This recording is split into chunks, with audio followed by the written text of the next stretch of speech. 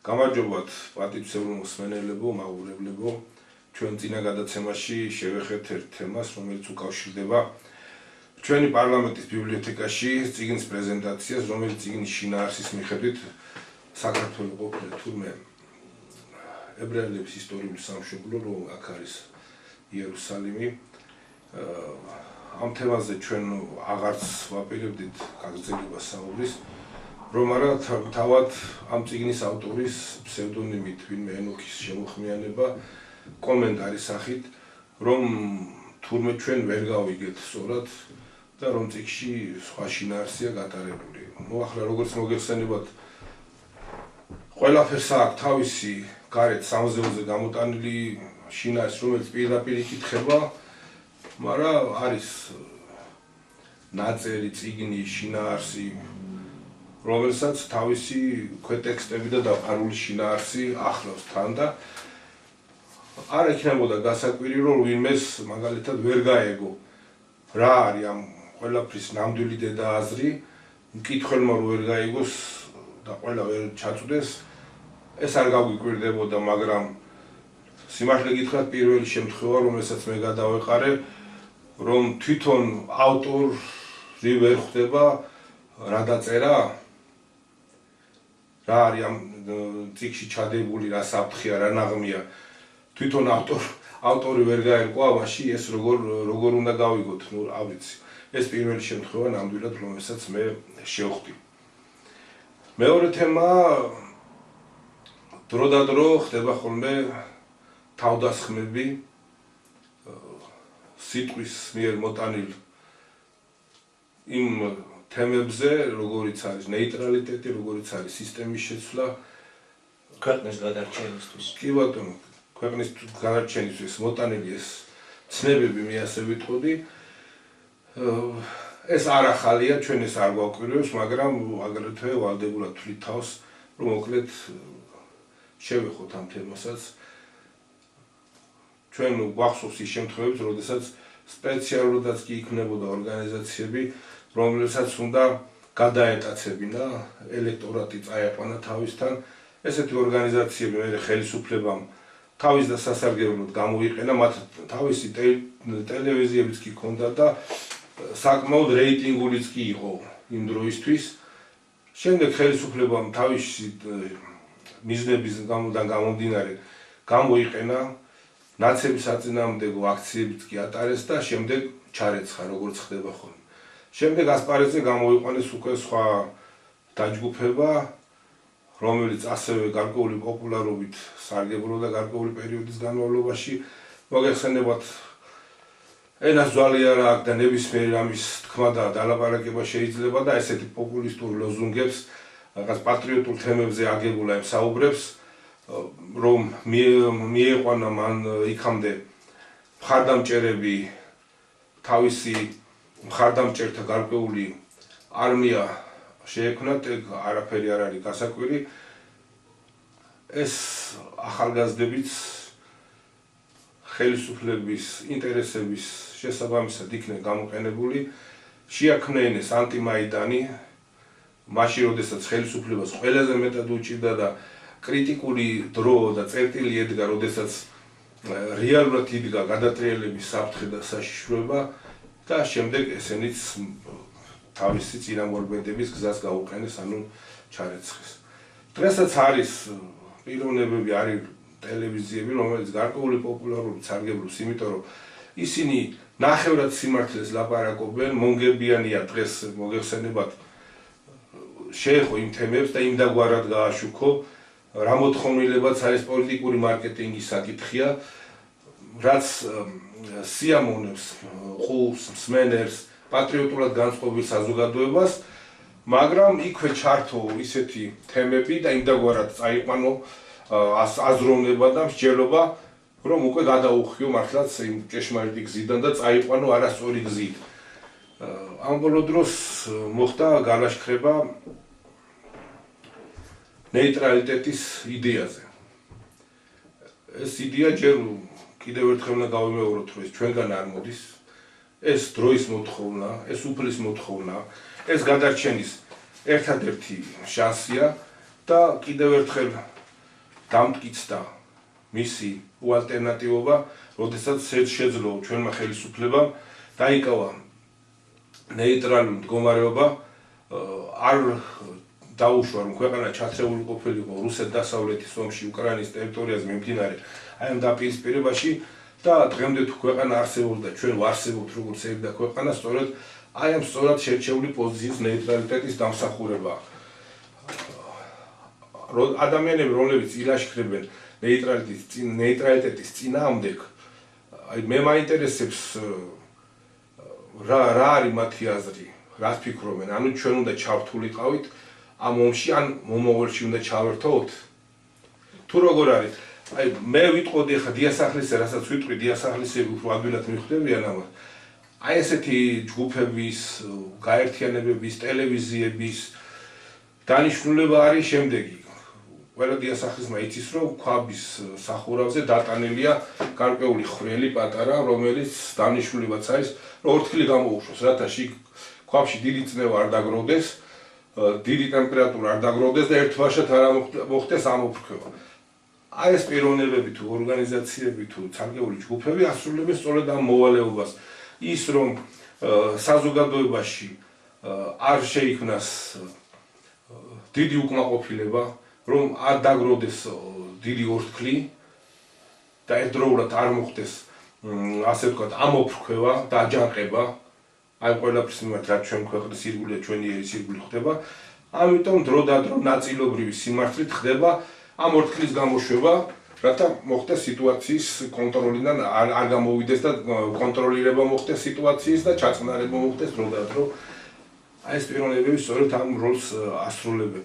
აი ახლა მაგალითად დაიძაბა სიტუაცია აზერბაიჯანს და რუსეთს შორის. მე მინდა ვკითხო ამ პიროვნებებს. ღმერთმა არ ქნას, რომ ცუდი სცენარი წავიდეს და რაღაც უფრო სერიოზულ დაპირისპირებაში გადავიდეს, მაგრამ თუ მოხდა ასე, თქვენ წინააღმდეგი რომ ხართ ნეიტრალიტეტის, რა უნდა ვქნათ? აზერბაიჯანის და მის უკან მდგარი თურქეთ ბრიტანეთის მხარეს უნდა ვიომოთ ამ ომში და ჩავერთოთ თუ რუსეთის მხარეს? მე თქვით არც ერთისო. სწორედაც ნეიტრალიტეტი ეგ არის. სხვა კი არაფერი არ არის. სწორედაც ნეიტრალიტეტი ეს არის. აი ამ თემებზე გავშალოთ. კი ბატონო, მიესალმებით ჩვენს მსმენელს, მაყურებელს. ძალიან ბევრი თემა ბოდიში კიდევ ერთი თემა, რომელიც დღეს თუ მოვასწარეთ, მინდა დავაანონსებ და თუ გვექნებათ, რომ როგორც მოგეხსენებათ, ჩვენი საგარეო საქმეთა მინისტრის მოადგილე იმყოფებოდა ირანის საელჩოში და იქ სამძიმრის ციკში გამოხატა თანადგომა დაღუპული ადამიანების მიმართ და სამძიმრის ხელმოწერა, ასე ქვია, თუ არ ვცდები, ხო და რაზედაც ძალიან მწვავე რეაქცია მისცა ისრაელს. ამორალური უწოდეს სანქციებს. ამორალური ჯერ ერთი რომ ომი და ნგრევა და სიკვდილი არავისთვის კარგი არ არის და გარდაცვლილი ადამიანებისთვის სამძიმრის გამოცხადება რატოა ამორალური, მე მაგას ვერ ვიგებ. ჩვენ ვეფხის და მოყმის ქვეყანა ვართ, სადაც მოკლული ვაჟკაცის დედა აი ამ სიმწუხარის დროს მაინც იაზრებს იმას, რომ მეორე მხარესაც ყავს დედა და ის იქნებ ჩემზე მწარეთ ტირისო და მიდის და სამძიმარს უცხადებს. ჩვენ აი ამ ღირებულებების ქვეყანა ვართ, აი ამ ღირებულებების ერი და ხალხი ვარ და ებრაელებისთვის თუ ეს გაუგებარია, ეს მათი პრობლემაა და არა ჩვენი. ესეც მინდოდა და ამ თემაზეც იქნებ ძალიან ბევრი თემები დაგვილაგდა და როგორ გავართმევთ თავს ეს რთული საკითხია, რა თქმა უნდა, მაგრამ შევეცდები მაშინ რაც შეიძლება შემჭიდროებულად ვისაუბროთ თითოეულზე.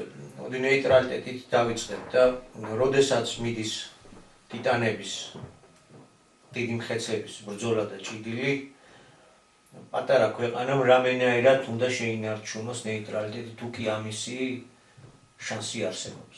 მით უმეტეს 1000 ჯერ გვიტყვი. მით უმეტეს, როდესაც არსებობს მასობრივი ბოსპობის იარაღი, პირდაპირ დაჯახება ყველაფერს დაანგრევს და ამიტომ ეძებენ პატარა სულს ბრიყვს ერთდროულად აგენტებით დაკომპლექტებულს ნახევარ სახელმწიფოებრიობის მატარებელს რთავენ რომელიმე მხარეს და იმ ტერიტორიაზე იწყება ომი. ძალიან ბრიყვი უნდა იყოს, ვერ გესმოდეს. ძალიან კონკრეტული მაგალითი დაუსახელი ჩემ რომ დაუშვათ და გართულდა მდგომარეობა. ეხლა ვის უნდა მივამხროთ, რუსეთს თუ აზერბაიჯანს? აი ვის უნდა მიმხრობოდით ეხლა ჩვენ სომხეთს თუ აზერბაიჯანს? ვის უნდა მიმხრობოდით ეხლა იქ უკრაინაში რუსეთს და ასე შეახრობთ. ეს მაგალითები შეიძლება ჩვენ გავაგრძელოთ. როგორც კი რომელიმეს მიემხრები, მაშინვე შენთან გადმოვა დაპირისპირების ეპიცენტრი და აქ გაიმართება ბრძოლა. რატო? დღეს უკრაინა ამ მდგომარეობაში არ იქნებოდა რუსეთ დასავლეთის დაპირისპირებაში ის მხარე რო არ დამხდარიყო. გახდა მხარე თუ არა? დაიხურებთ 3 წელი რა სიტყვა მინსკის შეთანხმებაში რა იდო? ნეიტრალიტეტი უნდა თუნდაც უკვე 2022 წელს როცა დაიწყო უკვე ომი და სტამბოლის შეთანხმება როცა დაიდო რაზედაც შემდეგ გადათქვა უკრაინის ხელისუფლებამ და აღარ შეასრულეს. იქაც თავარი მოთხოვნა იყო და დღესაც ოფიციალური პირები რუსეთის რას უსვამენ ხაზს? ომის დამთავრების მთავარ ერთ-ერთ პირობად ასახელებენ უკრაინის ნატოში არ გაერთიანებას, არ გაწევრიანებას, ანუ ნეიტრალური მდგომარეობის შენარჩუნებას.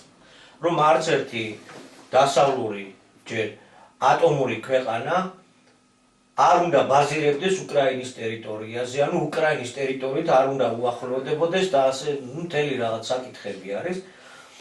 და ეს ღია ამბავია რა და კიდე ახლა ვიც ნეიტრალიტეტზე თავდასხმას აწყობს, ან მართლაც ვერ აქვს კარგად საქმე twin-ში, ვერ გაუგია. ან კიდევ სხვა ქვეყანაზე მუშაობ. ჩვენ თქვით რომ ნებისმიერ ამ დიდ ქვეყნებს, იმპერიებს, ჩვენ მეზობლებს და არა მარტო მეზობლებს აქ როდესაც ტერიტორია არის მნიშვნელოვანი. ან წიაღისეულით, ან ენერგორესურსებით, ან სატრანზიტო დერეფნის თვალსაზრისით, ან ყველაფერი ერთად და კიდევ სხვა რა მეცემატებოდეს, არა? აქვთ ორი პროგრამა, მაქსიმუმი რო იყოს მისი და მინიმუმი არ იყოს მისი მოწინააღმდეგის, მისი მოპაექრის. ჩვენ რომლისა გვინდა რომ ვიყოთ, სხვისი რო ხარ, შენი თავი შენვე აღარ გეყუდნის, ეს აქსიომაა. ყველაზე უკეთესია რომ ეს დიდები შეთანხმდნენ იმაზე რომ იყოს მაშინ ნეიტრალური და აქ შენი ხმაც ძალიან მნიშვნელოვანია. მისდი ხარ თუ არა ამ ელემენტარულ ჭეშმარიტებამდე თავის გადარჩენის, თვითარსებობის შენარჩუნების, თვითყოფადობის შენარჩუნებისა და საერთო მშვიდობის საკითხების მოგვარებაში წერთვები უკვე ამ კუთხით. თუ რომელიმე შეკუთვნოდო რომ მე მეორე მხარე თავდასხმაზე მოდიოდეს, ხო? მაგრამ სამწუხაროდ აქ მარტო უტვინობით ვერ ახსნით ამ ამბავს. ვიცით ახლა არ გვინდა დასახელება პირდაპირ, მაგრამ აი პროგრამა მაქსიმუმის ვითომ პატრიოტული, პატარ-პატარა ტელევიზიების ხალხი და მოძრაობები მუდმივ არსებობს. რომლებმაც რა უნდა თქვან? ნეიტრალიტეტი სისულელია, პროდასავლურობა დამღუპელია და რა დარჩა? პრორუსულობა გადარჩენა.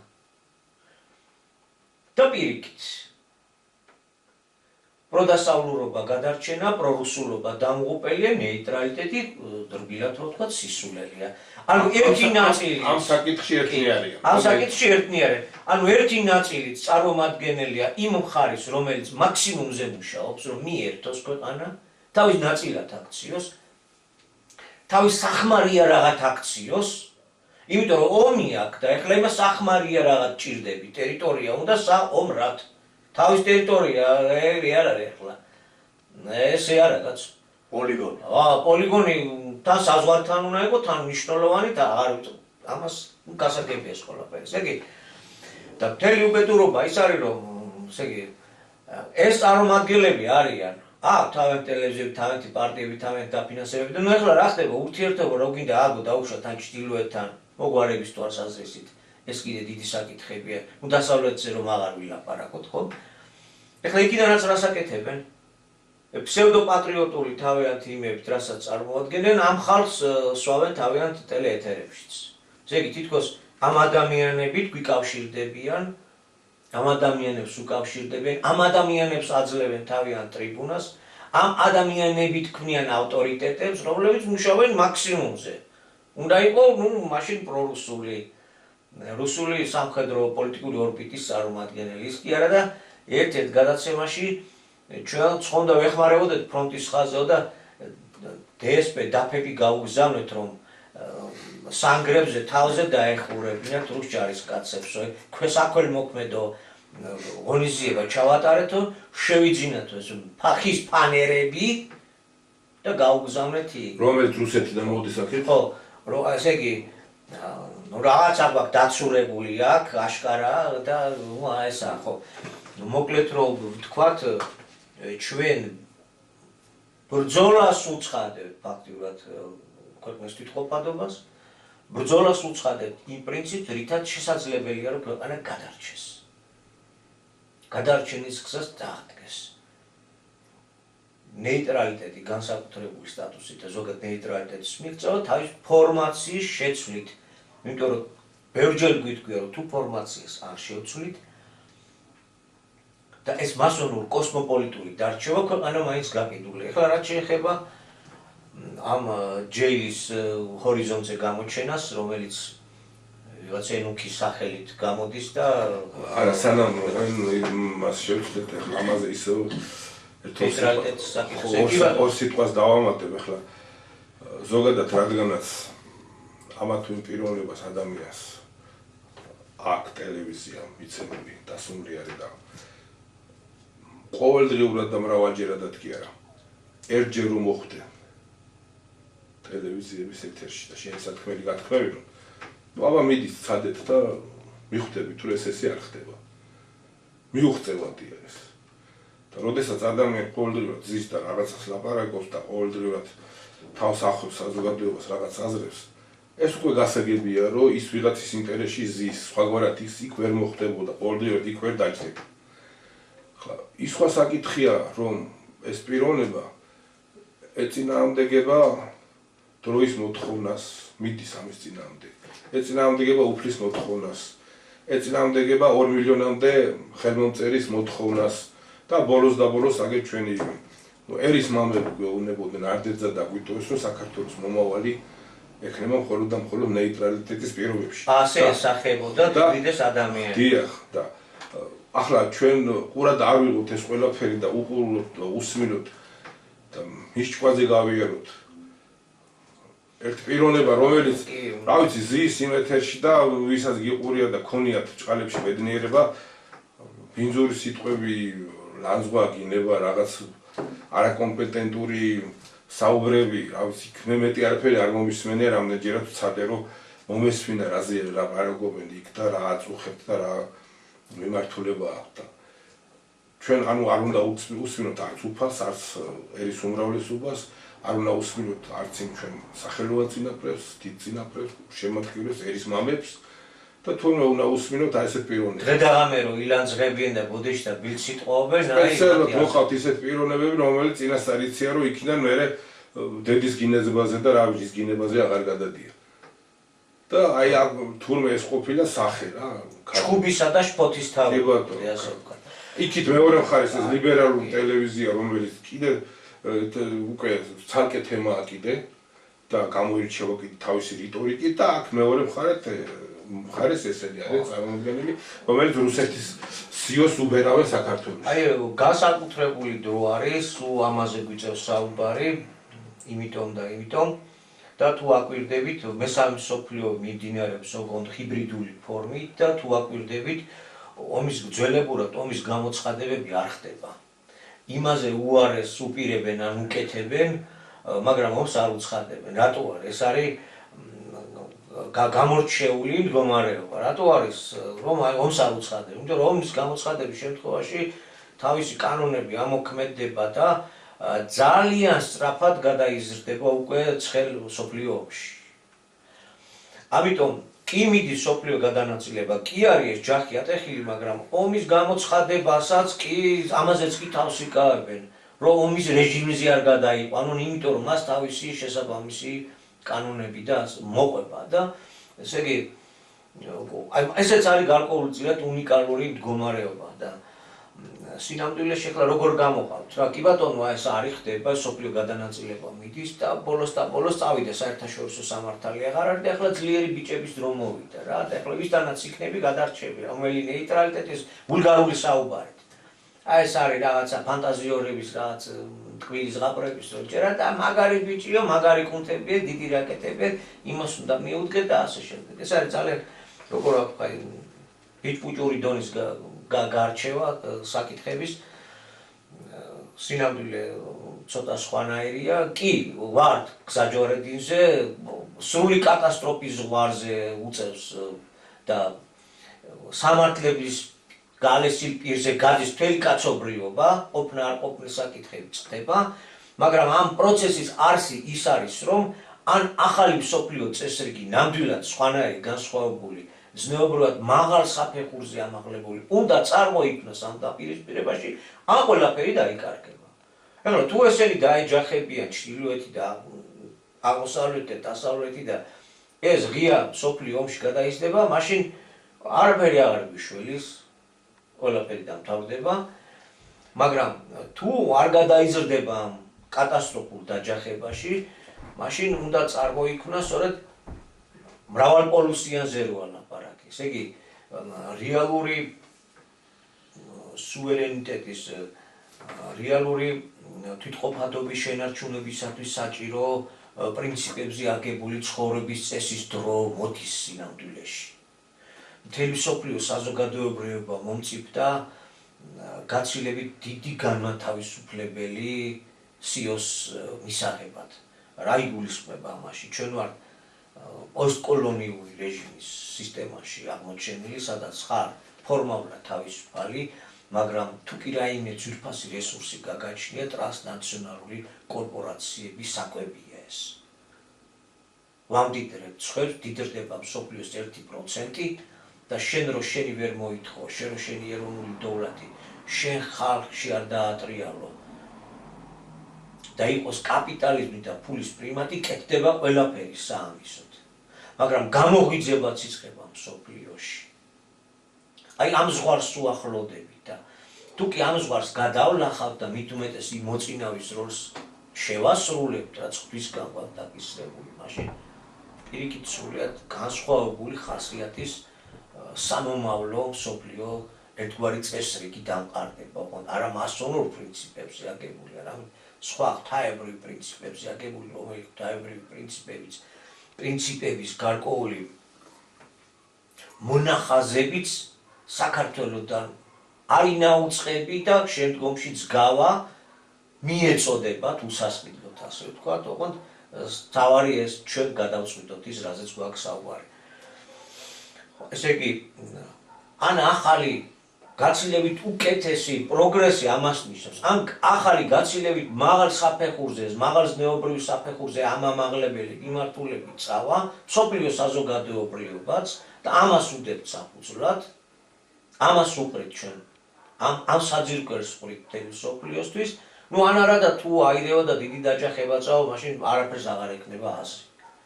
რაზომებს იღებს ჩვენი სახელმწიფო, თუ კი დიდი ომი ატყდება. რაზომებიც არ უნდა მიიღოს პატარა საქართველო, მაინც არაფერს არ იშველება.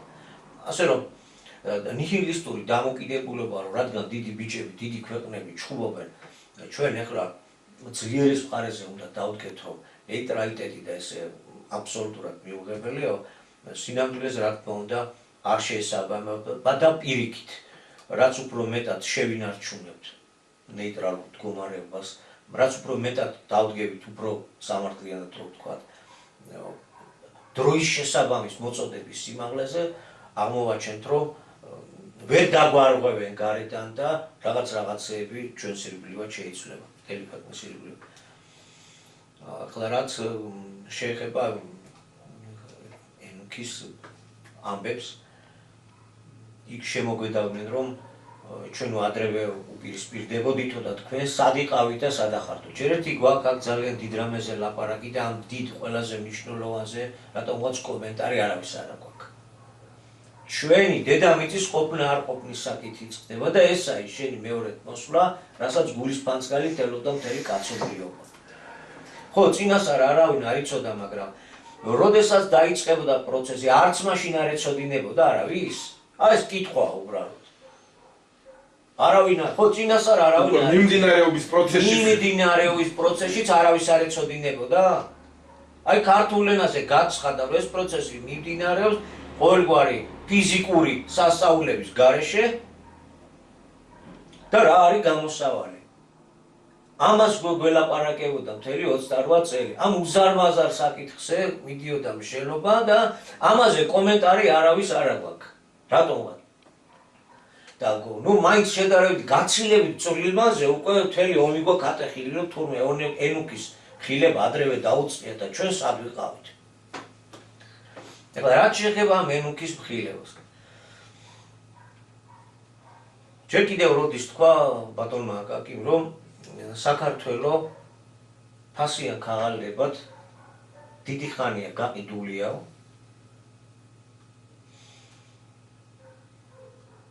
და ეს საკითხები გადაწყდა ჯერ კიდევ საბჭოთა კავშირის დაშლის პროცესში და იქ როდესაც დგებოდა დიდი გეგმები იმ პერიოდიდან და დანარჩენი დრო არის უკვე პატრონმა ვინც გადაიხადა და იყიდა საქართველოს დანარჩენი დრო ეძღვნება იმ პროცესს რომ ნელ-ნელა იმ ყიდვას როგორ გადაუფორმდეს ეს რამდენიმე ფორმა როგორ მოიძებნოს ერის აჯანყება არ გამოიწვიოს კი ამის აპირისპიროდ კარგი თითქოს ვერ გვესმის ან არ გვინდა ყველაზე მთავარი გავიგოთ ყველაზე დიდი და მნიშვნელოვანი გავიგოთ ეს ვერ გვესმის ამას ვერ ვხედავთ დროებით გვერდზე გადავდოთ და აი რომ გაყიდული და გასხვისებული იყო უკვე და ის პატრონი ნელ-ნელა შემოbrunდება სხვადასხვა ფორმით და აღმოაჩენ რომ პირდაპირ მიითვისებს როგორც ნაყიდ ნივთს უპატრონო დაგდებულ ნაყიდ ნივთს ხო ეს პროცესი რომ გაჩერებულიყო და ქვეყანა სხვა მართლა გადარჩენის გზაზე წასულიყო 1,907,000 ხელმოწერა შეგვაგროვებინა. უფრო მეტი, მაგრამ ყრილობება იმშელეს, ჩაითვალა, რომ იქ რაღაც ყალბი, რაღაც გამეორება ხო შეიძლება ყოფილიყო 2 მილიონზე გაცილებით მეტი იყო. დრო და ასე შემდეგ და ეს დადგინდა ყრილობათა მიერ, რომ 1,907,000 არის ობიექტური სრულფასოვანი, რასაც უნდა დაავიყრდნოთ სამართლებრივად და იქ არის ერთ-ერთი უმთავრესი ჩაწერილი. გაყიდული გასხვისებული. სულიერ მატერიალური ღირებულებები წარმოადგენს ქართველი ერის საკუთრებას და იგი უპირობოდ უკან უნდა დაბრუნდეს. რასაც ეხლა ენუქს რო ებრძოდით ამ ერთ პირს უპირისპირდებოდით სოციალურ ქსელში. და სინამდვილეში რამდენი რამაა გასხვისებული, ხო? ახლა არ ჩამოთვალოთ იქ პორტები, წიაღისეული, ყველაფერზე ხელი გვაქვს დაბანილი სასოფლო სამეურნეო სავარგულები, იქ ახალი პროექტები კიდე რომ მივყვეთ. აი ეს ყველაფერი უკან რო დაბრუნებული იყო, ამიტომაა ეს დეიურე შექმნილი და რამდენჯერმე უხმეთ მეოთხე ეროვნული ყრილობაზე უნდა ვიმუშავდეთ როგორ, მაგრამ მანამდე რამდენჯერმე უხმეთ დიდ მოედანზე მთელ ქართულ საზოგადოებრივობას. და მოედანი ყოველთვის სარიელი მხოლოდ მცირე რიცხოვანი ჯგუფისთვის იყო. თითქმის სარიელი იყო ხოლმე. და ეს დეიურე გვაძლევდა საშუალებას, დეიურე, იურიდიული ნორმატივი, იმიტომ რომ რაც არ უნდა ატრიალო, რაც არ უნდა საწინააღმდეგო იძახო, მაინც სოფლიო დემოკრატიის კანონია მაინც დღეს არის და ეს კანონი იმას ამბობს, რომ უმრავლესობა ხალხი არის ცხარო ხელისუფლებს და ხალხი ირჩევს თავის მომავალს და ამისი დამადასტურებელი იყო ყველაზე ღია, ყველაზე ნათელი ეს ხელმოწერები და ამის საფუძველზე უნდა შევკრებილიყავით მოედანზე, რაც შეიძლება მეტი ადამიანი.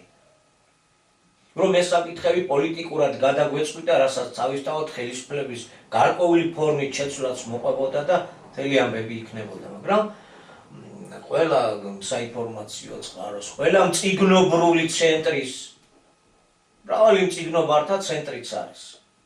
გარდა იმ დიდი საინფორმაციო ბლოკებისა, ამ ცენტრების ყოველგვარი მხარდაჭერის გარეშე ყოველთვის მცირე რიცხოვანი რჩებოდა ის კრებული, რომელიც აი ამ საკითხებს ედგა ავანგარდში და აი ამ მოწოდებით ეძახებოდა მთელს საქართველოს. თავარ და გადამწყვეტ მოედანზე. ამიტომ მე არ ვიცი ამ ენუქს როდის დაუწყეს დაპირისპირება, გასაგებია რომ დაუპირისპირდა, მადლობა რომ ესე იგი აქტიურებს, მაგრამ ისე ცნობისთვის და გახსენებისთვის უნდა შევახსენოთ, რომ ეს არის ერთ-ერთი ბოლო უკანასკნელი ეტაპი, ვინც საქართველოში ფული ადრევე გადაიხადა, როცა საბჭოთა კავშირი იშლებოდა. და ერთ-ერთი ბოლო გამაფორმებელი სტადია დარჩენილი, რომ მიიღოს მილიონი ხმა, ნატოში გააწევრიანოს ქვეყანა, შეიქმნას სახელმწიფო კომისია, რომელიც დაადგენს, ვინ არის ჭეშმარიტი იუდეველი, ანუ ვინ უნდა იცხოვროს საქართველოში. ხო, ეს არის ბოლო აკორდი. თუმცა კაცი ბჭობდა, ღმერთი იცინოდაო. ხო, ჩვენ წინა გადაცემებში ვთქვით, რომ ჩვენ თუ ბოროტი მევენახის როლში ჩაგვაყენეთ და დამსახურებულად დავისჯებით და დავკარგავთ საქართველოს, ჩვენი უტვინობის, ჩვენი უსულგულობის, ჩვენი როგორ ვთქვა, აბუჩათ ამგდები დამოკიდებულებით იმ მოსული სიტყვის და მოსული ცნობის მიმართ. და არა და სიტყვა ღმერთი. აზრი და გონია ღმერთი, რაც აი ამ ფორმით დაგვიკავშირდა. და თავს ჩავიყენებ ბოროტი მევენახის როლში და მოვიმოკლებთ დღეს, იმიტომ რომ იქ ესე წერია, მოვა ვენახის პატრონი დახოცებს და ვენახს სხვას გადასცემს. იმათ არ გადასცემთ, ვინც ამ მდგომარეობაში ჩვენ ჩაგვაყენა.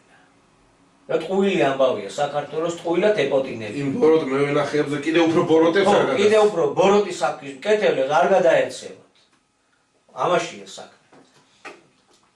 და რაც შეეხება სხვა გამოხმაურებაც იყო და მთელი ბიბლიური ბოდიში ახლა ერთ წუთი გაწყვეტინებ ხოლმე, მაგრამ მე დავიწყება რომ არ მოხდეს. ახლა პიროვნებების შემოხმიანება რომ თქვენ სად იყავით, როცა ჩვენ ენუქის ვამხელდით თუ არ ვიცი ამ პიროვნებებს როგორ ესმით, რომ თუ ენუქის წინააღმდეგ გაიმლაშქრებ და მას გადაარწმუნებ, საქმე გამოსწორდება და ქვეყანას ეშველება და ეს პროცესები აღარ წავა, ესე ესმით, რომ ენუქი არა იმის გადამწყვეტი. ჩვენ როდესაც ხმა ამოვიღებთ ამის წინააღმდეგ ორიოდე სიტყვა ვთქვით, ჩვენ თვითონ ამ ფსევდონიმების მატარებელი პიროვნების წინააღმდეგ კი არა. ზოგადად იმ ტენდენციის, იმ სიმპტომატური გამოხატულების წინააღმდეგ წავალთ, რომელიც გარეგნულად გამოჩნდა იმ ტენდენციის, რასაც გვიპირებენ, საითაც მივდივართ. დიახ. და უბრალოდ ამის წინააღმდეგ გამოვიღეთ ხმა, თორე ენუქი რისი გადამწყვეტია, რამდენიც გინდა ევმე იმ ენუქის. დაუშვათ გადათქვა ენუქიმ და გადაარწმუნა. მერე ისინი სოფლიო მამები ხელს აიღებენ იმ გეგმებზე და რითი აპირებ ბრძოლას მხოლოდ ენუქის რო ამხელ ეს ქვეყანას უშველის, როდესაც არ გინდა დაინახო ის ძალა იმ იურიდიული საბუთისა, ის ერის მიერ გამოხატული ნებისა, რომელსაც შეუძლია ამას ყველაფერი სამართლებრივი საფუძველი გამოაცაროს და ქართველებს დაუბრუნოს უკვე გაყიდული, გასხვისებული, სადღაც ვიღაც კულუარებში ვიღაცების მიერ ხელმოწერილი და გარიგებებში ჩადებული ქვეყანა დაგვიბრუნოს უკან. როდესაც ამის აღიარება არ გინდა. კი ბატონო, მიდი და ევმე ენუქის, ენუქი გააჩუმებ ენუქის, ახლა გამოჩნდება სხვა ენუქი. ეს ტენდენცია არ გაჩერდება, იმიტომ რომ იკულისებში ეს გადაწყვეტილია. ამას სჭირდება შველა და არა ცალკეული პიროვნებების ხილება. კი ბატონო, ამ ხილებასაც გარკვეული აზრი აქვს, მაგრამ ამაში შეჯიბრი რომ მე წინ ამოვიღე ენუქის წინააღმდეგ. ენუქის წინააღმდეგ კი არა. აი ამ სისტემის წინააღმდეგ გამოვიღეთ ჩვენ ხმა. მაშინ როდესაც ყველას მიეჩნდა რომ ავყავდებით, ავშენდებით, ახალი შვეიცარია ვიქნებით. ჩვენ როცა დავიწყეთ ლაპარაკი რომ ეს გზა დაღუპვისაო, მაშინ გვიყურებდნენ როგორ თეთრ ყვავებს. და მიაჩნდათ რომ ჩვენ რაღაც დინების საწინააღმდეგოდ მივდიოდით და გაუგება რაღაცას ვამბობდით.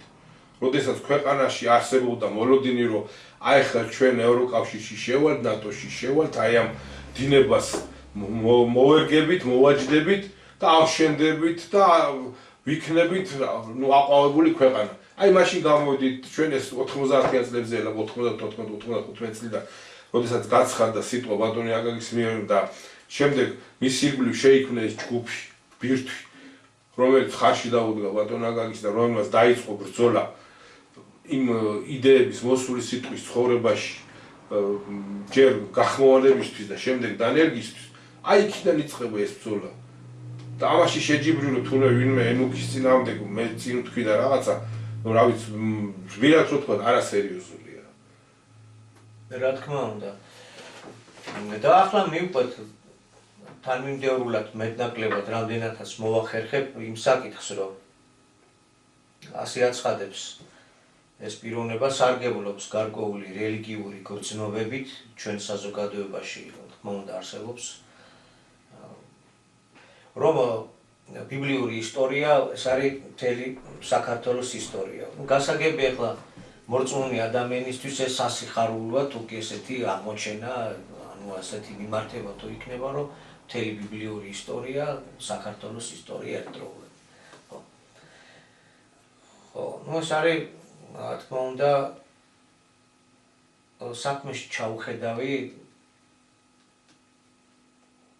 საქმეში ჩავხედავ ადამიანებზე გათვლილი. ამ დროს რბილად, მაგრამ მაინც საჭიროა რომ ბოლოს და ბოლოს მეცნიერებამ რომელიც ობიექტურობის საფუძველზეა აგებული, ობიექტური კვლევათა საფუძველზეა აგებული, აქ განსაკუთრებით ისტორიოგრაფიის მართულობაზე ლაპარაკი და ქართული ისტორიოგრაფია, ქართული ისტორიული მეცნიერება თავისი თავშეკავებულობით და თავისი ობიექტურობით ფრიად გამორჩეულია, ესეც ძალიან მნიშვნელოვანი ფაქტია და ამიტომ გაცილებით დიდი ღირებულება ექნებოდა ამ საკითხებზე, თუნდაც ირიბი კუთხით ესაუბრათ ტელევიზიებში, სოციალურ ქსელებში გამოსულიყვნენ და მეტი სინათლე შეეტანათ საზოგადოების ფენებში, იმიტომ რომ თუ ჩვენ საზოგადოებას მიატოვებთ მეცნიერულებს კოჰორტა მიატოვებს არა, მაშინ სიცრუე ფეხს მოიკიდებს. ხედავთ, ამ სიცრუემ უკვე მიაღწია ეროვნულ ბიბლიოთეკამდე. საპარლამენტო ბიბლიოთეკამდე და იქ ხდება ამ ნაჯღაბნის პრეზენტაცია. ესა პირდაპირ მეხის დაცემა. ესე როგორ დავსუსტით. ნელ-ნელა ასე როგორც თქვით რომ ასე სიცრუე ნელ-ნელა მოიკიდებს ფეხს საზოგადოებას, თუ კი არ მოხდება ხმის ამაღლება და ну ბოლოს და ბოლოს მივიღებთ იმას, რომ ვინც ფული გადაიხადა თალმუდის კლანმა, სოფლიო მმართველმა კლანმა, გარკვეული გარიგება რაც შედგა წინწლებსა და შავებს შორის და სათავისოდ ირგუნეს ეს მხარე, ნელ-ნელა მოაპატრონებენ. ну ასეთია გეგმა.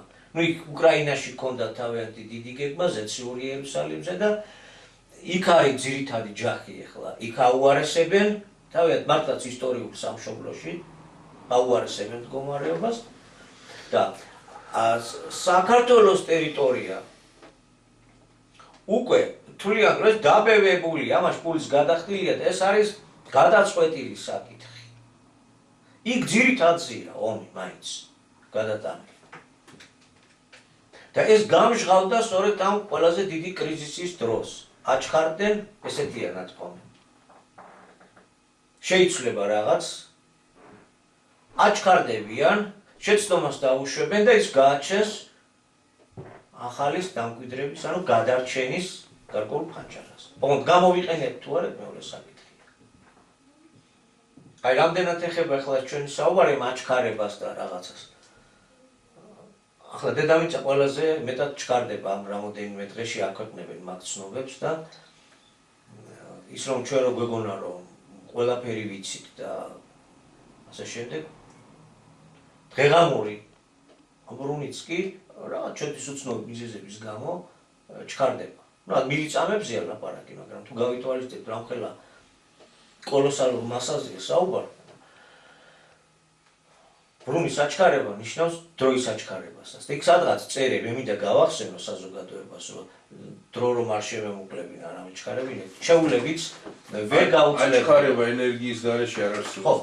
რა ენერგიით ხდება ამის აჩქარება? ხო, დასაფიქრებელი. ხო, ეს რო გაგვექცეს სიტყვა რაღაცა აჩქარებთ, აი ჩქარდება, აქვე ხდება შეცდომების დაშვება და თავის გამჟღავნება. არა, მე იმის თქმა მინდა, რომ უბრალოდ ღმერთს რო ცალკე აყენებენ, ვითომ მორწმუნეები არიან და თან მერე თითქოს ცხოვრებაში რაც ხდება ჩვენს ირგვლივ თუნდაც სამყაროში, აი რაღაც გაყენებულად განიხილავენ, რომ ეს თითქოს რაღაც ეკლესიაში უნდა მიხვიდე, ილოცო ღმერთთან კავშირი დაამყარო და მე გამოხვალ და არაფერიც არ ხდება, ნუ ღმერთი არ მონაწილეობს თითქოს ამ ყველაფერში რაც ჩვენი ირგვლივ ხდება და მე უბრალოდ იმიტომ დავსვი რა ეს შემთხვევით ხდება, ან თუნდაც აჩქარება, ან შენელება რაც არ უნდა ხდებოდეს.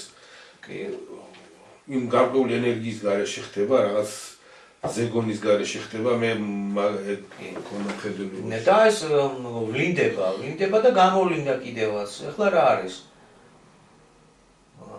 შემდეგ სხვა კუთხიდან შემოგვედავნენ ედენა გვიხსენეს და გვაქვს ეგ ცნობებიც, რა თქმა უნდა, მაგრამ სარგებლობენ იმით, რომ ბიბლია თითქოს ინგვიდევს, მაგრამ ესე იგი რა გამოდის თუ ვინმე არ გვიკარნახა და არ გვითხრა ჩვენით არ შეგვიძლია ანგარიში გავუწიოთ და გავანალიზოთ. მაინდა-მაინც სხვა გვინდა მკარნახებელი? მაშინ სადაა ის მკარნახებელი? თუ ჩვენი გონება სხვისთვის მიგვინდია, თლათ მაშინ ის მკარნახებელი სადღა. ან არის კარგი მკარნახებელიც, მაგრამ ცოტა. რას გულისხმობ? კაცო, ბიბლია იწყება იმით, თუ როგორ შექმნა ღმერთმა სამყარო. ანუ შესაქმე, წარღვნა, ნოეს მერე გრძელდება, ძალიან მოკლედ ვამბობთ, რა თქმა უნდა, და შემდეგ იწყება უკვე აბრაამით ებრაელების ისტორია. ებრაელი ერის ჩამოყალიბების ისტორია. და რა გამოარჩევს ებრაელი ერის ისტორიას?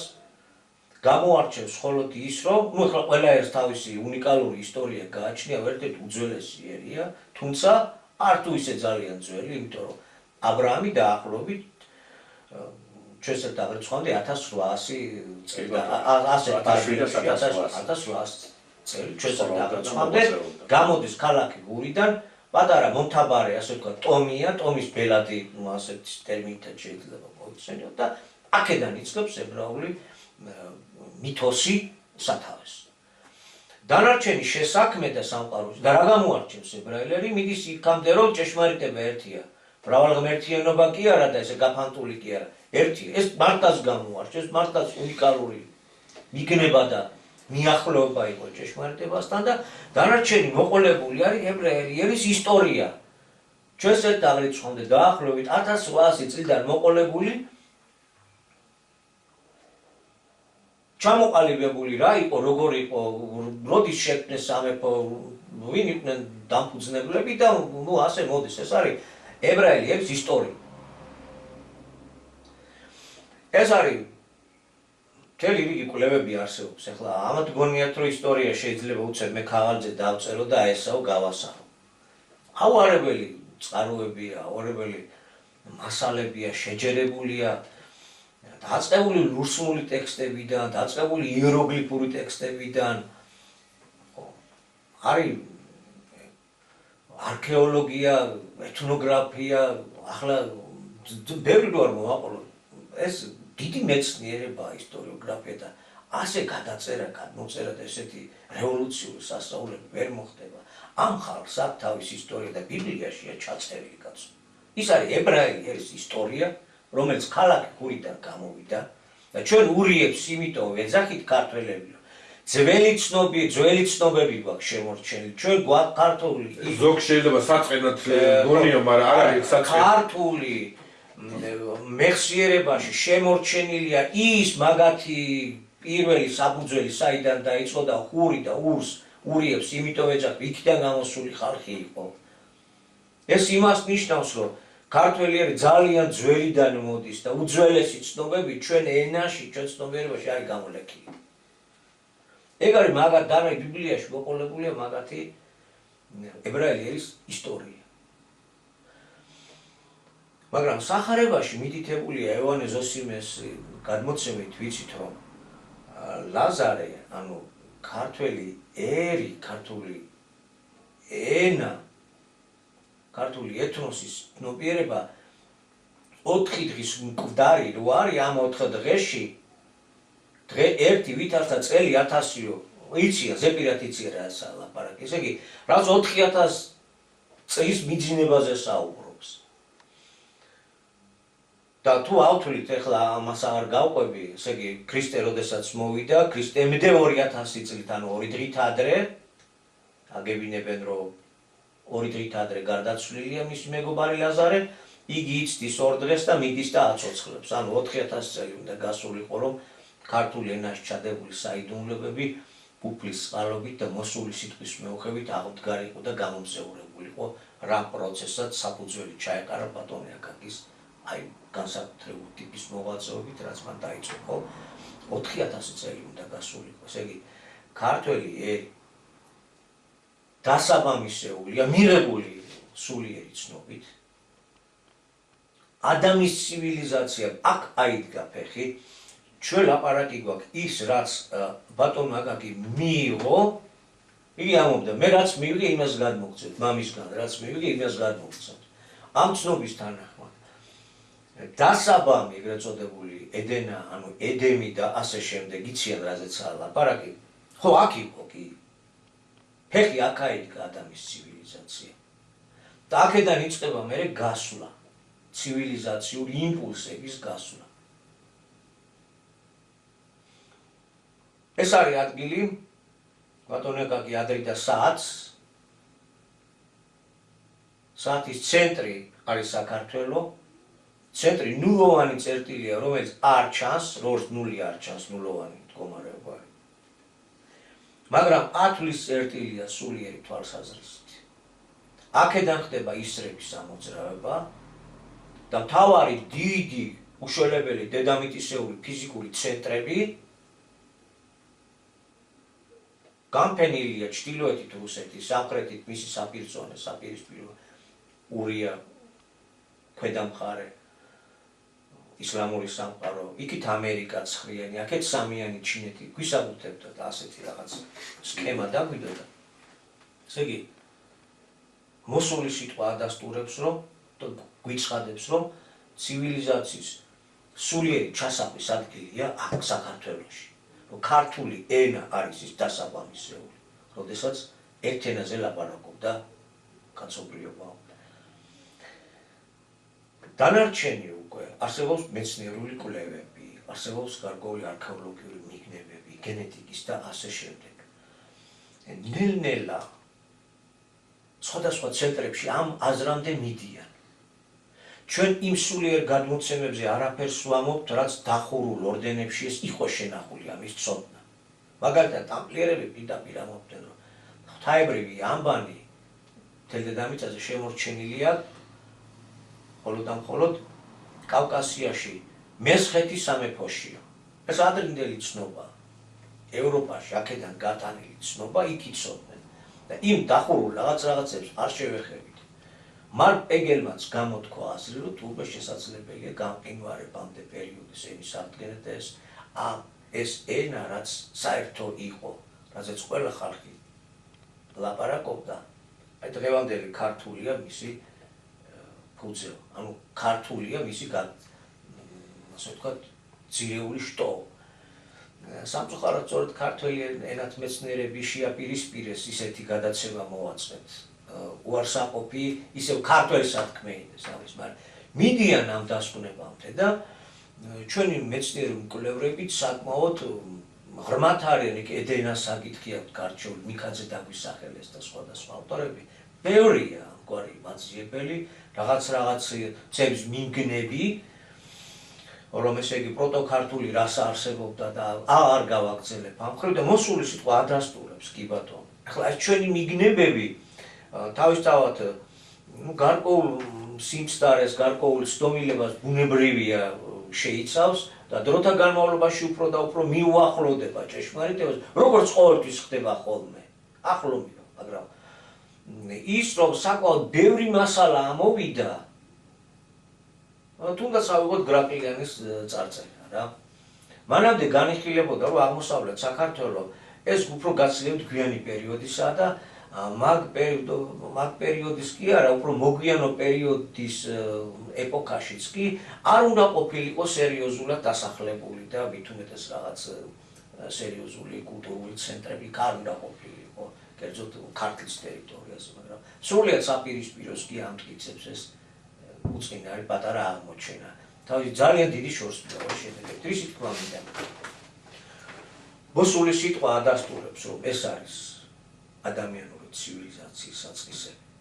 და მრავალი წიგნობართა ცენტრია ჩვენთან ჩამოყალიბებული, რომელიც ამ მიმართულებით მუშაობს. და ოფიციალური მეცნიერების გარკვეული წრეების ადასტურებენ, რომ კი, აი ეს ქართული ენა არის ენა, რომელზეც ყველა ლაპარაკობდა, 1000 წლის წინ, 8000, 10000 და ასე შემდეგ. ეს ყველაფერი ჩვენთვის თითის ჩასაყოფი მასალა უნდა იყოს, რომ იმაში დავრწმუნდეთ, რწმენა იმაში გაგვიმაგრდეს, რაც არის ყველაზე ძირითადი. ებრაელ ერთ ბიბლიაში რა ჩანს ის ფუნქცია ამ ხალხმა ამ ერმა შეასრულა. ჩამოაყალიბა ერთ ღმერთიანობის იდეა, რწმენა, გაუჩნდათ ხსნელის მოსვლის მოლოდინი და ვიცით რაც ხდება ახლა დღეს, ხო?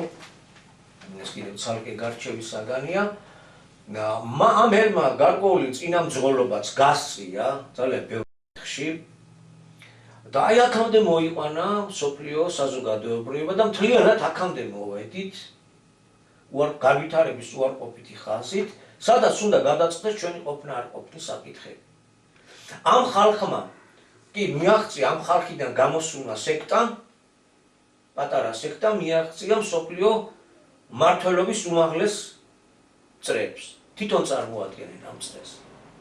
ეს გავიგეთ კი ბატონო და მათთვის ახლა ქვეყნის ყიდვა და თავისი მოსახლეობის აქ შემოყვანა ერთი შეხედვით თითქოს დიდი პრობლემა არ უნდა იყოს და თითქოს ყველაფერიც აქეთ მიდის, მაგრამ კაცი ჭობდა ღმერთი იცნობდა. ჩვენ რა ცნობა გვაქვს მიღებული. და რა დასტურა წინა გადაცემა ჩვენ ხაზი გავუსვით. არსებული ამ ძველი შეხედულებებით, ძველი გეგმებით და მიზნებით თუ იმოქმედებ, დედამიწა დაიღუპება. ეს არის ჯამი, ეს არის მეორე მოსვლა. და გადარჩენისთვის საჭიროა ნინეველებივით ბოროტების დაგდება, ფორმაციის შეცვლა.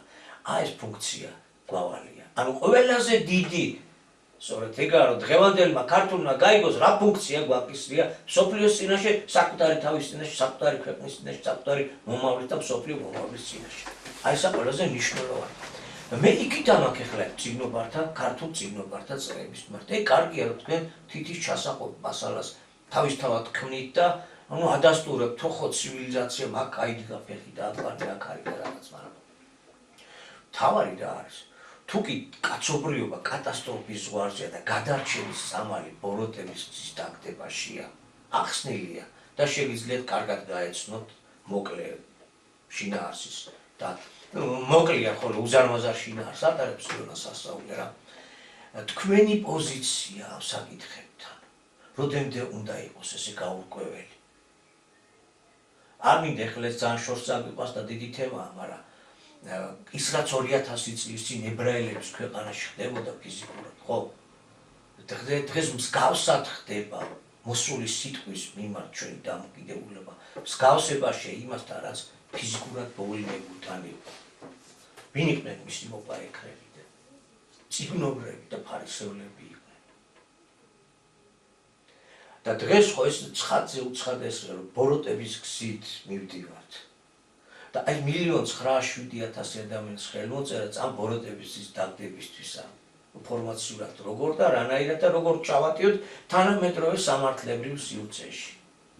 რომ დავამყაროთ სფერული მართვის სისტემა, შემოვიღოთ ეროვნული საკუთრება და საგარეო პოლიტიკა ვაწარმოოთ ისეთი, რომ ქვეყანა თავზე არ დაგვამყო და პოლიგონად არ იქცეს.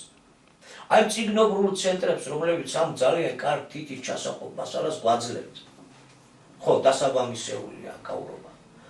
ამ უმთავრეს საკითხში თქვენი პოზიცია დადებითი მიმართულებით, ჯერჯერობით არ ჩანს და თუ ძალიან დავაგვიანებთ რა გამოვა, ქვეყანა დაიღუპება. ეს ჩვენი ნაწერი მიგნებებიც არავის აღარ დააინტერესებს და წყალი წაიღებს, წყალი და ცეცხლი წაიღებს უბრალოდ. თუ ასე დამოკიდებულებით გავაგრძელებთ ჩვენ აი ამ საკითხების მიმართ. ყველაზე მნიშვნელოვანი სწორედ ეგ არის, რომ ცივილიზაციის განვითარების ვექტორი უნდა შეიცვალოს. იმიტომ რომ ხო ის ედემი აქ იყო. სამოთხე აქ იყო. და ეს ის კი არ იყო, რომ შევწარ მოხრაკულია ესე მოდიოდა როგორც არის გადმოცემული და ადამიანი წამოკოტრიალებული იყო და ყველაფერი თავისი ფსიფდა და ასე. ეს ალეგორიული და სიმბოლური ენაა. სამოთხე პირველი ცივილიზაცია, სადაც მართვის ფორმა ღვთაებრივთან იქ ღმერთთან აქვს მიმართება. მართვის ფორმა, დადებითი მართვის ფორმა იყო იმ საზოგადოების გოლში, რომელიც აი ამ ცივილიზაციას უდევს სათავეს, მაგრამ მინუსის მიმართულებით იწყება განვითარება. 60-დან გამოძიება ხდება. მაგრამ აქ რჩება მაინც ლაზარე, აი ეს რა არის? ლაზარე რჩება, რომელიც ქრისტეს მეგობარია, ქრისტე იგივე უფალია, უფლის ძია, იგივე ღმერთია. ქრისტია გზა, რამაც მამასთან უნდა მიგიყვანოს და მისი მეგობარია ლაზარე. და ის ცოცხალია კიდევ. მართალია ადამი დაახლოებით 7-8000 წლის წინ იყო ფიზიკურად, თუ გადავთვლით რა. ანუ ადამიანური ცივილიზაცია შეიძლება სხვა ცივილიზაციებიც იყვნენ, მაგრამ ნიშნით ადამისა ეს არის. ჩვენ არ უარყოფთ. ვადასტურებთ ვერ ეგ სხვა საკითხია. წინარე დიდი ცივილიზაციები შეიძლება იყო 100,000 წლისი და მეტი. არ უარყოფთ. მაგრამ ადამიანური ცივილიზაცია, რომელიც ამ მასშტაბებს მიაღწია, დაიწყო მაშინ. როცა ადამი ქნა ღმერთმა 60-ში. მაგრამ იქიდან გამოძიება, ანუ კაცობრიობის განვითარების ვექტორი იცვლება უარყოფითი მიმართულებით მოდის, მაგრამ ლაზარე რჩება როგორც ქრისტეს მეგობარი. კარგახანი რჩება. დაახლოებით 4000 წელი კიდევ ის ცოცხალია ლაზარე, მისი მეგობარი და მიძინებას იწყებს. მიამით რისი თქმა მინდა, რის თქმა გვინდა უпроსორებ. აი რაც ცნობაცა იმას გეუბნებით, რაც კაცმა გადმოგცა, რაც მამისგან ჰქონდა მიღებული, იმას გეუბნებით. ყოველგვარი პირადი კვლევა დანამატების გარეშე. 4000 წლის წინ დღევანდელი გადათვლიდან უკვე, როცა ლაზარე მიიძინა, მოკვდა, ხო?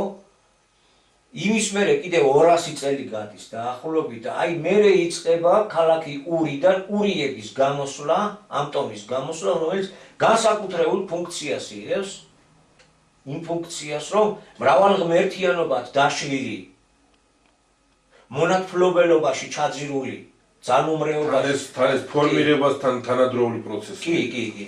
ხო, აი ეგ შეიტანოს სხვა იმპულსი.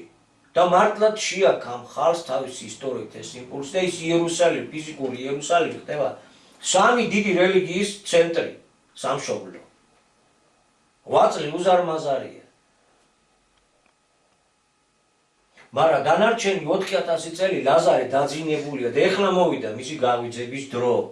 მოსულია უფლის სიტყვა და ავიძებს. გახსნილია ის საერთუნებები, ისი მიღებაც არ გვინდა. ისეთი არის როგორც ჩვენ გვინდა. ჩვენ კვლევებს არ შეესაბამება, ჩვენს მიგნებებს არ შეესაბამება. ხო, კიდევ დიდი მსჯელობის საგანია და აი ამ ბავში ვარ და ყველაზე მთავარი რა ქართველ კაცს გასაკეთებელი. აი თელი მსოფლიო ხო უყურებთ როგორც ცხოვრობს. გზა ბოროტისა და დაღუპისა. თუმცა შეიძლება ამ ყველაფრის შეცვლა და სიცოცხლის გახანგრძლივება. ამ ყველაზე მთავარ საკითხთან დუმს მწიგნობრული ცენტრები. არის დრო, როცა უკვე ეს დუმილი არ გვეპატიება, ნათქვამი, ან ცივი იყავ, ან ცხელი, ნელ თბილს გადმოგაფურთხებო. ეს ყველაფერი ორკესტრირებული ფორმაა და იმიტომ რომ ანუ რაღაცა თემაზე იწყება ერთად ლაპარაკი, ან რაღაც თემა ტაბუირებულია და არავინ არ ბედავს, ან ვერ ბედავს იმ თემაზე ხმის ამოღებას. ეს ხო რომ დამით აიხსნება. სხვა ან ახსნა ამას არ აქვს. ახლა ვიღაცამ შეიძლება შეურაცხყოფოთ მიიღოს, მაგრამ ფაქტია, რომ ეს დუმილი ხოლოდ მათი პირადი სურვილებიდან გამომდინარე არ არის. ძალიან ბევრისთვის ბევრი რამ არის ცნობილი ამასთან დაკავშირებით, მაგრამ ტაბუირებულია და ყველა ერიდება ამ თემაზე ხმის ამოღებას. ვცდილობთ რომ ეს ტაბუ რამდენად გაირღვას, იმიტომ რომ ეს ტაბუ დავარღვიეთ არაფერი. ჩვენ ვცდილობთ რაღაც ყინულმჭრელი გემის იმ წინ იმ ფოლადის იმის როლი შევასრულოთ, მჭრელის იმ პატარა დეტალის, რომელიც თავის თავზე იღებს, რომ ეს ყინული გააფოს. და გაუმარტივოს მერე გავლა. ჩვენ მეტი პრეტენზია არ აქვს. რაც შეეხება საქართველოს წინააღმდეგ განაზრახებს იმ გეგმებს, რომელიც სადღაც კულისებში დგება, იწერება, ან დიდი ხნის წინ არის დაწერილი და ეხლა მუშაობა მიდის რეალიზაციაზე. მე მინდა მათ შევახსენო, რომ ყოველი გადადგმული ნაბიჯი საქართველოს და ქართველი ერის წინააღმდეგ შეუტრიალდება ძალიან ცუდად.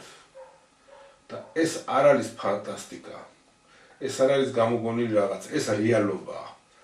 და თუ ვინმეს დაკვირვებული თვალი და გონება აქვს და გაადევნებს თუნდაც ბოლო წლების მიმდინარეობას, პროცესების მიმდინარეობას დაინახავს, ვინ საქართველოს ხელი აღმართა, ეს უკვე შეუტრიალდა, ან უტრიალდება ძალიან ცუდად. და მიმდინარეობს ეს პროცესი ჯერ კიდევ. კი. ეს ალბათ შემოჯემალი, ალბათ კი არა, სწორედ იმათვისაა ნათქვამი, ვისაც ყური აქვს, რომ ისმინოს, იმიტომ რომ მათ ძალიან კარგად იციან, რომ რასაც მიაღწიეს სულიერი კანონების ცოდნით, სულიერი კანონების გარკვეული რიგის ცოდნით და ამ კანონების გამოყენებით. აი მიაღწიეს იმას, რასაც მიაღწიეს, რასაც თითქმის მსოფლიო ერთპიროვნული პრობლემა ქვია. ესეც რასაც ახლა ვახსენებ, ესეც სულიერი კანონი. ვინც საქართველოს ამ საქმეში ხელს შეუშლის და ქართველი ერის წინააღმდეგ გაილაშქრებს, რომ ყველაფერი ფარდობითი და შედარებითია მაინც. ეს არის მიძინებული, გახრწნილი, 4 დღის მკვდარი ლაზარი, რომელიც ქრისტეს მეგობარი არის, რომელიც ახლა უნდა გაწოცხლდეს და ფეხზე დადგეს და ვინც ამ პროცესს ხელს შეუშლის, ის პირველ რიგში თავს დაიზიანებს თვითონ. თვითონვე მიეზღობა ცუდად. თუ იმ ამბებმა დაანახვა, რომ ირანზე თავდასხმა, თავი თუ ვერ მოჰკვეთა, ბირთვულ კატასტროფას გამოიწოდა და მაგიტომ გაჩერდნენ, აი საქართველოზე თავდასხმა კიდევ უფრო უარესად შეუბრუნდებოდა. რა ვქნათ? ეს სულიერი კანონია, რომელიც ეხლა უფრო სწრაფად მუშაობს და თუ ცუდს გააკეთებს, სწრაფად შემოგიბრუნდება.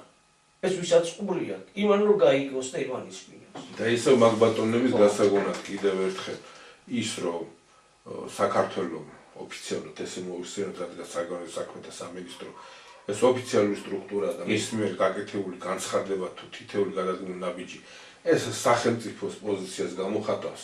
ეს არ არის ცალკეული პიროვნების პოზიციას, ქვეყნის პოზიცია. თუ კი მიდის და იმ სამგლოვია რომ წიგნში ხელს აწევს, ანუ სამძიმარს გამოხატავს, სამძიმრის წიგნში უბრალოდ. ეს არ ნიშნავს, რომ საქართველოს ვინმეს მომხრია. საქართველოს არის და უნდა იყოს ნეიტრალური ქვეყანა, რომელიც ძალიან წუხს, რა თქმა უნდა, ნებისმიერ შეტაკებას, ნებისმიერ ქვეყნებს თუ ერებს შორის არსებულ დაპირისპირებასა და ხოცვა-ჟლეტვაზე.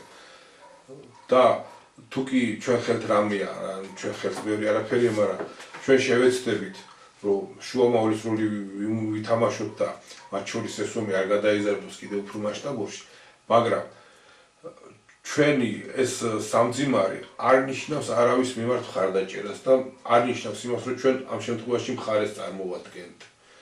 კიდევ ერთხელ ვიმეორებ, ჩვენ ვართ ვეფხი და მოყმის მორალის ქვეყანა, იმ ტრადიციების ქვეყანა. სპარსეთს ჩვენზე მათ რომ მართებს, იმაზე მეტი სისხლი ჩვენი მართებს.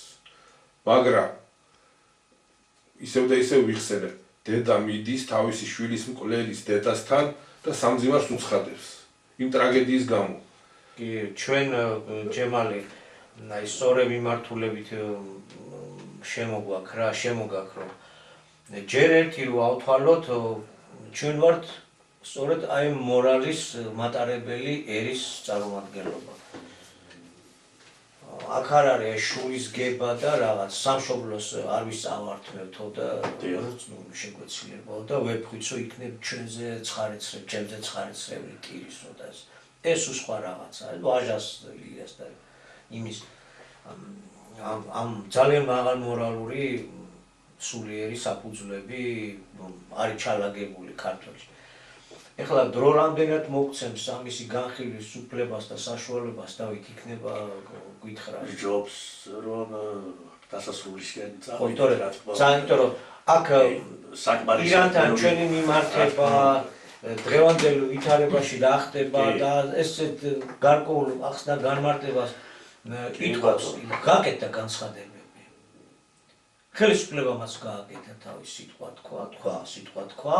კი ბატონო. რა იყო როგორ იყო, ნუ მათ უწოდეს ჩვენი ხელისუფლების ქართული სახელმწიფოს აქციელი უწოდეს ამორალური ის არის ამჟამინდელმა ხელისუფლების წარმომადგენლობამ აყვა რა თქმა უნდა ამერიკის შეერთებული შტატებიც ხო ამას არადა სინამდვილეში ყველაზე მაღალ ზნეობრივია ხო კი ბევრს ხო ზნეობრივი საკითხია კიდე არის სხვა საკითხები ჩალაგებული და ესეც გარკვეულ მსჯელობას უყურებთ რომ მოითხოვს და ალბათ მაინც ცალკე მოგვიწევს რა კი ბატონო კი არა დღეს რაც ითქვა ალბათ ვეღარ მოვა ჯობია რომ დასასრულისკენ წავიდეთ მე მივესალმები ამ ჩვენი დღევანდელი გადაცემის მიწურულს ჩვენს მსმენელს და აუცილებლად ვიტყვი იმას რომ უდაოა ის რაზეც თქვენ ისაუბრეთ და უამრავი მამტკიცებელი საბუთი ჯერ პირველი ამას მინდა შევეხო რომ დასაბამისეული არის ნამდვილად ქართული ენა, ქართული ამბანი, ქართველი ერი და საქართველოური დასაბამისეული და ამას ჯერ პირველ რიგში 3 ათეული წლის წინ სულითა და სიტყვის სახით მოსული ქრისტე გვეუბნება და ვამცნობს რომ ჭეშმარიტად ბიბლიური ლაზარე არის ქართული ენა ხოლო ქართული ამბანი მასში შემავალი ასო-ნიშნებით მე ვარ ანუ ქართული ამბანის თითოეულ ასო-ნიშანში ჩემი ძალა, სახე და სულიერი ენერგიებია წარმოდგენილი რომლითაც საწყისიდანვე მომდინარე ყველა დაფარული ღვთაებრივი საიდუმლო იხსნება. ამას ქრისტე გვეუბნება, ახალი სიტყვა გვეუბნება. ეს არ არის ჩვენი აღირება და ვის უპირისპირდებით ჩვენ, ვის ვებაექრებით. ოდნავი წარმოდგენა მაინც ხომ გაუაჩნდეს რა. 3 ათეული წლის წინ, აგერ 95 წლის 9 იანვრიდან დაიწყო 28 წლის მანძილზე აი ამ საკითხებთან დაკავშირებით უამრავი ცნობა მოგვაწოდა. თავად ქართველმა მწერალმა და საზოგადო მოღვაწემ.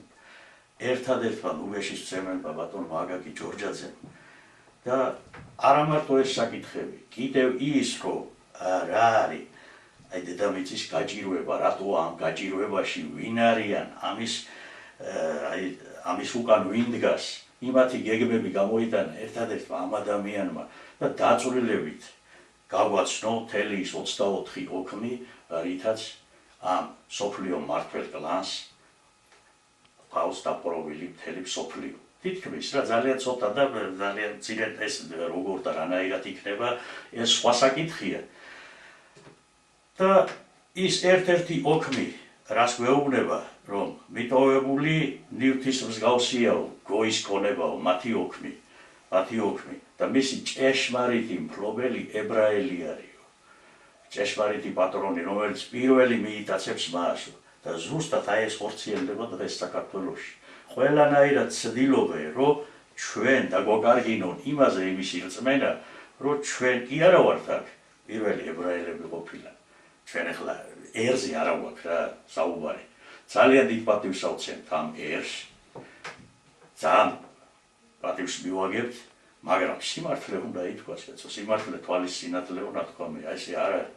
აი ეს სიცრუით არა ზუსტად გამოწვეული რო იღუპება და კაცობრიობა, აი გასაჭირში და აი უფსკრულის პირას დგას და თავად თვითონ ის ებრაელი ერი. კი, ხოლო ერთ რამეს ჩავამატები და თუ აი სხვაგან აღარ წაგვივიდეთ. საყოველთაო კუდრების საღდგომა საზოგადოების გარკვეულმა ნაწილმა მიიღო პირდაპირ და ელოდებოდა რომ გაიხსნებოდა და ამოვიდოდა. ბევრი რაღაცა ამაში. ნუ ესე არ იქნება და არ არის. მაგრამ მიმდინარეობს სამკვდრების გაცოცხლება. ჩვენ რო გვეგონა რომ ეს მითოლოგიური ეპოქა დამთავრდა და წარსულს ჩაბარდა და ჩვენ ახლა რაციონალური ეპოქის შვილები ვართ. არის თანამედროვე ტექნოლოგიები, არის დემოკრატია, არის საერთაშორისო ურთიერთობები და ასე შემდეგ და ადამიანის უფლებები და აი ჰოპ კარგია. მივედით იქამდე ისტორიის საზღვართან. ძველი წავიდა, აღარ არის და ახლა ახალი და რაღაცებს ვალაგებთ და უკვე დალაგებული რა. ეს წარმოდგენა არის შექმნილი.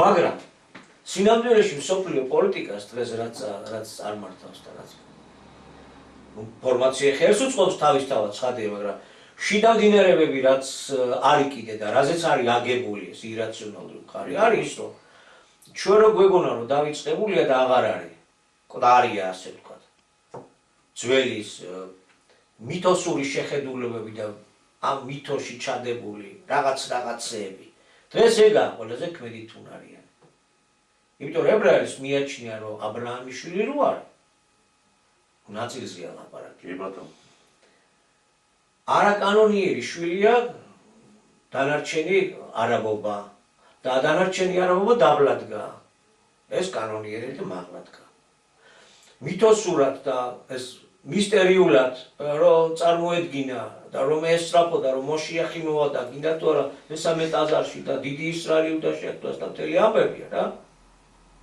ანდას თურჩეულიერია და რჩეული ადგილი მიიღო თუ ახალი იერუსალიმი იქნება და ახალი მიწა იქნება და ახალი რაღაც ესე იგი შეიძლება უფრო უპირატესის გამოძებნა კავკასიაში დაუშვათ სლავების საცხოვრებელი ადგილში ქართველების საცხოვრებელი ადგილში და აი ამ ტაძრის გულიზე უნდა ვიომოთ და ამ ტაძრის გულიზე თუნდაც მთელი სამყარო დაიღუპოს იმიტომ რომ მითოსი ანუ ეს მისტერია ხომ ასე გაიცნობიერეს ესე იგი ჩვენ ვართ როგორ ვთქვი ტექნოკრატიულ ეპოქაში შესული სხვანაირია ჩვენი ოფიციალური აზრთა წყობა და ის მაგრამ ის რაც გვამოძრავებს და რაც სიკვდილის გემი გვაქანებს რისთვისაც ხელში იარაღი გვიჭირავს ან პულტი და დრონს მართავთ რომ ის ავაფეთქოთ ან კოორდინატებს გრეფავთ რომ ეხლა სად დავარტყათ იქ ბრძანებები მოდის და სრულდება და ასე შემდეგ აი ბრძანების გამცემებს ამოძრავებთ ის ძველი ჩვენ როგორია კოდარი და სიდავლეში გაწოცხლებული და ეხლა უკვე ღიად გამოსული ხეთის ცნობიერების ელემენტები და თუ დავაკვირდებით არა გარკვეული იმპერიული აღფოფინება უცაბე და ძალიან ბევრს რო გვეგონა რომ რაღა დროს თურქული იმპერია სხვა დროა არა ну раз უკაცრავად დიდი თურანის ინტერესები ამასაც წამოეზარდა იქ დიდი ის უნდა გააკეთოს აქეთ ისე და ეს გამოცოცხლება მოხდა ამ მკვდარი იდეების მკვდარი მამოძრავებელი ძალების და ახლა ერთმანეთის პირისპირ დგებით ხალხზე შემდგარი გლობალური ძალები და დასასრულს რა გააჩერებს მინდოდა კიდე მეთქვა ჩვენი პატივცემული მსმენელებისთვის რომ ნუ მოვტყუდებით, ნუ დავიჯერებთ ქართველებო ამას.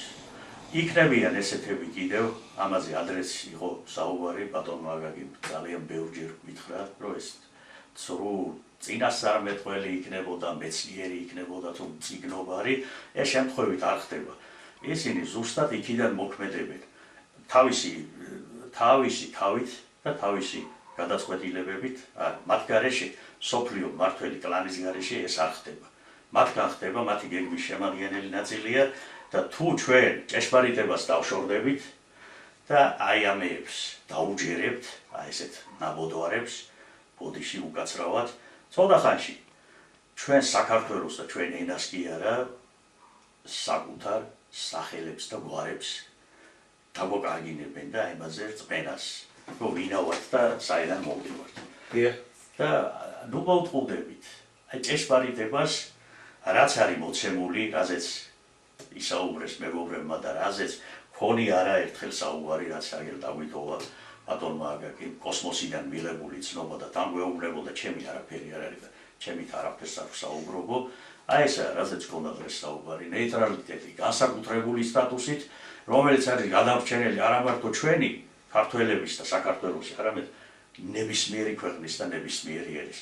პლიუს აუცილებლად აი ამ დამოუკველი ფორმაციის კაპიტალისტური სისტემის შეცვლა. ყველაფერზე ამაზე ხელი აქვს მოწერილი 1,907,000 ადამიანს საქართველოში და პრილობები ჩატარებული აღარ შეუმდგები ამის იმას, აღარ გამეორდები, მრავალჯერ ითქვა და აი ეს უნდა გამოვიყენოთ ჩვენ და გაერთიანება მხოლოდ და მხოლოდ უფლის სიტყვის ირგვლივ.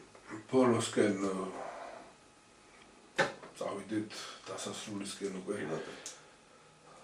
ნუ რა გვაქვს სახეზე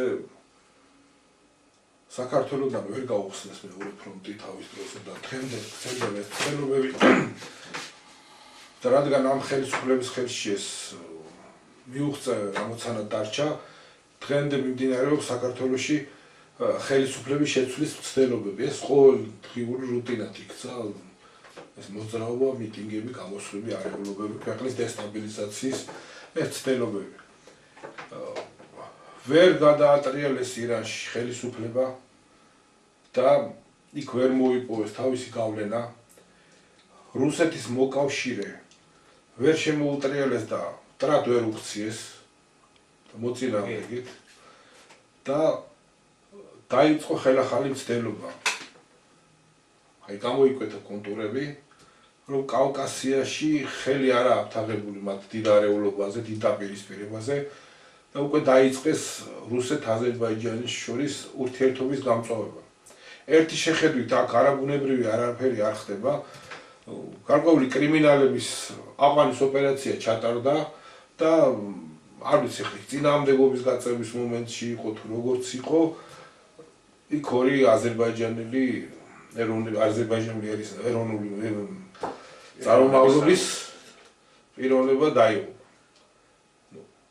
რა თქმა უნდა, გასახარი ამაში არაფერია, რა თქმა უნდა, სამწუხაროა, ვინც არ უნდა იყოს, მაგრამ ორ მოძმე ქვეყანას შორის, ორ მოძმე ერს შორის, რომლებსაც არაერთი აწლეული აქვთ აი ამ თანაცხოვრების და თანაძმობის გავლილი, ეს მიზეზი ვერ შეიძლება გამხდარიყო აი დიდი დაპირისპირების ესკალაციის რაც სახეზე მივიღეთ. ანუ დაძაბულობის ახალი კერის წარმოქმნას ცდილობენ კავკასიაში.